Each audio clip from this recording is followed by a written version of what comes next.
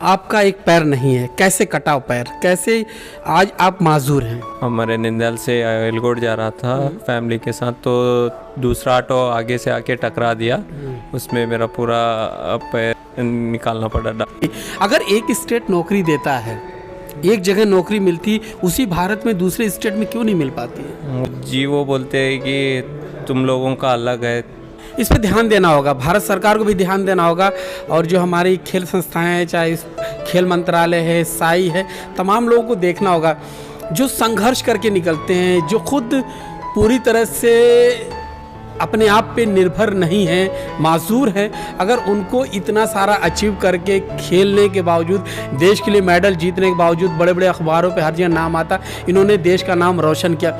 जो खिलाड़ी देश का नाम रोशन करता है, देश के लिए खेलता, देश के लिए मेडल जीतता, और एक माजूर की कहानी अगर सच्चे मन से सोचेंगे एक विकलांग के बारे में, तो आप सोच सकते कितनी मुश्किलों से वो निकलता है और यहाँ तक पहुँचता है। आसान नहीं होता। ऐसे खिलाड़ी को अगर नौकरी के लिए तरसना हो, दर दर भटकना हो, दौड़ना हो, तो ये बेहद अफसोस की बात है। उससे बेहतर तो मैं बिहार सरकार को समझता हूँ, जिन्होंने अपने खिलाड़ियों को, जो माजूर उनको नौकरी दी है। मैं बहुत कोशिश किया था नौकरी के लिए, लेकिन मेरे को अभी तक वो आंध्र गवर्नमेंट से सीएम बोलने के बाद भी पूरा प्रोसेस हुआ नौकरी का। रिसेंट से 2022 में 1 साल लगाने के बाद पूरा वेरिफिकेशन हो गया। उसके बाद बोले कि पारा लोग, जो डिजेबल लोग हैं, उनको नहीं मिल पाएगा। जो निराश होता है वहाँ नामुमकिन ढूंढता है, जो उम्मीद पे जीता है उसके लिए नामुमकिन शब्द ही नहीं होता है। शेख अरशद को लेकर आए हैं। इनकी भी कहानी कुछ ऐसी ही। साइकिलिंग करते हैं, आंध्र प्रदेश में जन्म लेने वाला खिलाड़ी तेलंगाना में प्रैक्टिस करता है। एशियन चैंपियनशिप में साइकिलिंग में आए, इनका एक पैर नहीं है। पहले आपको बता देता हूँ, शुरू करते हैं। अरशद, कैसे शौक हुआ? तो मैं पहले बचपन से ही स्पोर्ट्स में था सर। जब पैर था मेरा, तो मैं टाइकोंडो करता था। तो टाइकोंडो में जब पैर था, मैं मेडल ले चुका था स्टेट में, डिस्ट्रिक्ट में। उसके बाद पैर जाने के बाद, ऑटो एक्सीडेंट के बाद, मेरे को एक डॉक्टर गाइडेंस दिए कि तू स्पोर्ट्स में कंटिन्यू करेगा तो अच्छा रहेगा बोल के। तो मैं स्पोर्ट्स कंटिन्यू करते हैं। आपका एक पैर नहीं है, कैसे कटा पैर, कैसे आज आप माजूर हैं? मैं ऑटो में जा रहा था फैमिली के साथ दूसरे गांव में। हमारे निंदल से एलगोट जा रहा था फैमिली के साथ, तो दूसरा ऑटो आगे से आके टकरा दिया। उसमें मेरा पूरा पैर निकालना पड़ा। डॉक्टर ने बहुत कोशिश किया, लेकिन नहीं हो पाया, तो निकाल दिया। मैं देख रहा हूँ आपका जांघों तक पैर, जांघ के ऊपर से कितना कटा हुआ पैर? घुटने के ऊपर ही कटा है। हड्डी बहुत 3-4 टुकड़े हो गई थी, मेन जो हड्डी रहती है। तो घुटने के ऊपर मेरे को एम्पुटेशन करें, ऑपरेशन करके निकालना पड़ा। हाँ, ऑपरेशन करके निकालना पड़ा। उम्र कितनी आपकी थी तब? जब 12 साल का उम्र का था मैं। ये मेरे दोस्त लोग, जब पैर जाने के बाद मेरे दोस्त लोग मोटिवेट, मेरा पब्लिक एग्ज़ाम भी था उसी समय, तो मेरे दोस्त लोग और ट्यूशन लेके जाना साथ में, मेरे को महसूस नहीं दिलाया कि मेरा पैर जाने के बाद एक अलग से रखना, ऐसा कुछ भी नहीं है। जैसा मेरे पेरेंट्स लोग ऐसा मेरे को रखे, अभी भी मैं महसूस नहीं करता मेरा पैर नहीं बोल के। ऐसा जर्नी आपकी थी, पैर कटा, उसके बाद पैरा में आप आते हैं, खेलों का शौक होता है। अपनी जर्नी पे थोड़ा सा रोशनी डालिए। हाँ, पहले हमको पता नहीं था कि इसमें पारा में भी स्पोर्ट्स रहता है बोल के। मैं उसके बाद पैर जाने के बाद एबल बॉडी के साथ खेलता था दूसरा स्पोर्ट्स। उसके बाद पता चला कि पारा में भी गेम्स होते हैं। मेरे को एक गेम, कैसा गेम चूज़ लेना नहीं पता था। मैं 20 साल से ऐसे ही 4-5 गेम बदलता हुआ आया, लेकिन मैं सक्सेसफुल नहीं हो पाया उस समय। बाद में मैं 2018 में आदित्य मेहता फाउंडेशन का एक यूट्यूब में लिंक देखा था, उससे मेरे को पारा का उधर कैंप चल रहा है बोल के, तो बेंगलुरु में मेरे को कैंप में बुलाए थे। उसमें मेरे को ट्रेनिंग, स्क्रीनिंग करे पहले। उसमें 500 दिव्यांग लोग थे। हाँ, उसमें से मैं एक था। उसमें से मेरे को पहले ट्रेनिंग कराए, स्विमिंग में, साइकिलिंग में, पावर लिफ्टिंग में, आर्म रेसलिंग में। उसके बाद मेरे को साइकिलिंग में सिलेक्ट कर लिए। करने के बाद मेरे को हैदराबाद बुलाए।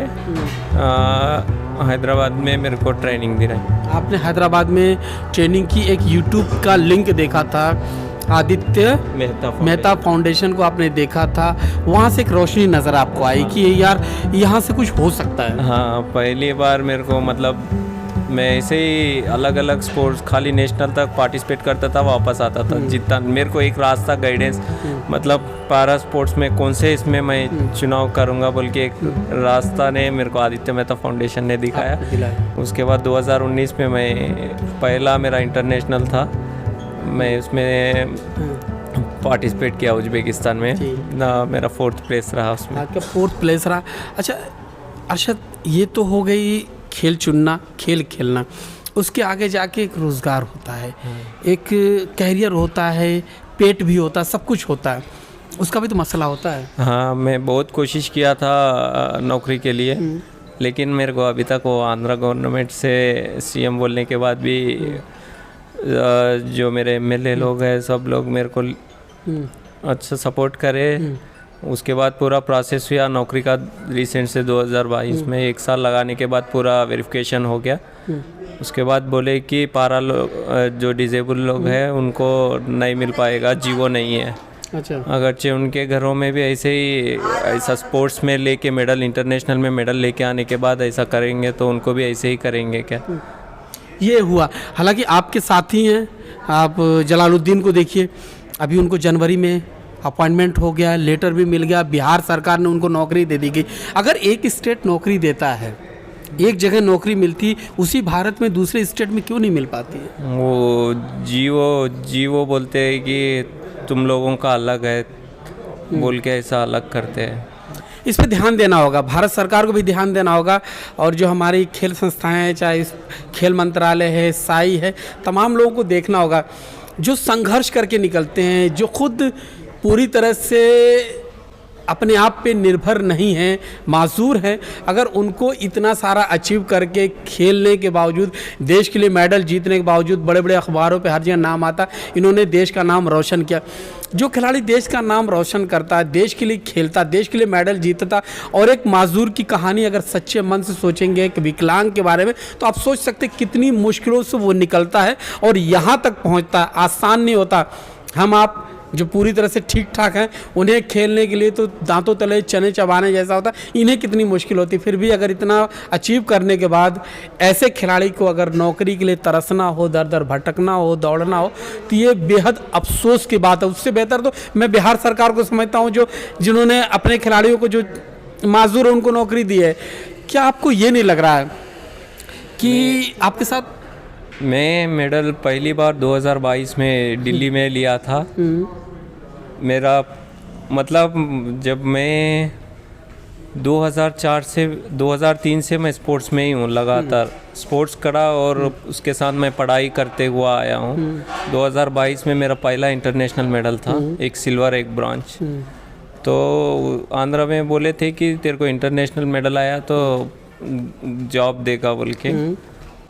तो उसके बाद मेरे को पता लगा कि ऐसा मालूम हो गया कि तुम लोगों को लिए जॉब नहीं है। मैं बहुत ये हो गया। हमारे कोच को बता दिया कि सर मैं नहीं करने वाला हूँ, मैं छोड़ देने वाला हूँ। उसके बाद फिर से मेरे को पुश करे कोच ने जी। फिर उसके बाद 2022 में मलेशिया में गया था, उसमें पहले 2 गोल्ड 2 सिल्वर मेडल भी आए थे जी। अब रिसेंट से मैं इधर भी एक सिल्वर टीम में लिया और कल स्क्रैच में गोल्ड आया और टाइम ट्रायल में आज गोल्ड आया है जी। 2 गोल्ड, एक सिल्वर। हाँ सर। जो आपने चलाया था, जलालुद्दीन आपके साथ थे और एक और 3 लोग थे। उसमें सिल्वर आया था सर, टीम सिल्वर आया था। स्क्रैच रेस में मेरा गोल्ड था। अभी हम लोग पैरा ओलंपिक को भी क्वालिफाई हो गए, पैरा ओलंपिक के लिए क्वालिफाई कर चुके हैं। हाँ सर। मतलब आपने पैरा ओलंपिक के लिए क्वालिफाई कर लिया, यहाँ 2 गोल्ड जीता, 1 सिल्वर जीता है। उसके बावजूद क्या आपको फ्यूचर ब्राइट नज़र आ रहा अपना? ब्राइट नहीं सर, हम लोग कोशिश कर करके अब मैं छोड़ दिया। अभी पूरा फोकस पैरा ओलंपिक के ऊपर रखा हूँ और जॉब की चक्कर में मैं छोड़ दिया सर। 2 साल से मैं पूरा, मतलब आपने जॉब की उम्मीद छोड़ दी है? छोड़ दी सर। मगर देश के लिए खेलते रहेंगे? हाँ सर। यहाँ दिल्ली में आपने कंपटीशन खेला है, 2 गोल्ड जीते, 1 सिल्वर जीता। अगर इनमें से पूछूं मेमोरेबल सबसे टफ कौन सा था? मेरा स्क्रैच रेस था सर, 15 किलोमीटर रहता है, 60 लैप चलाना रहता सर। उसमें मेरे को बहुत टफ था, मेमोरेबल है सर, वो पहला मेरा मेडल भी। यार आपके एक पैर से कैसे साइकिल चला लेते हैं? इतना लंबा आपने 15 किलोमीटर लंबी रेस की, कंपटीशन के, कैसे हो पाता है?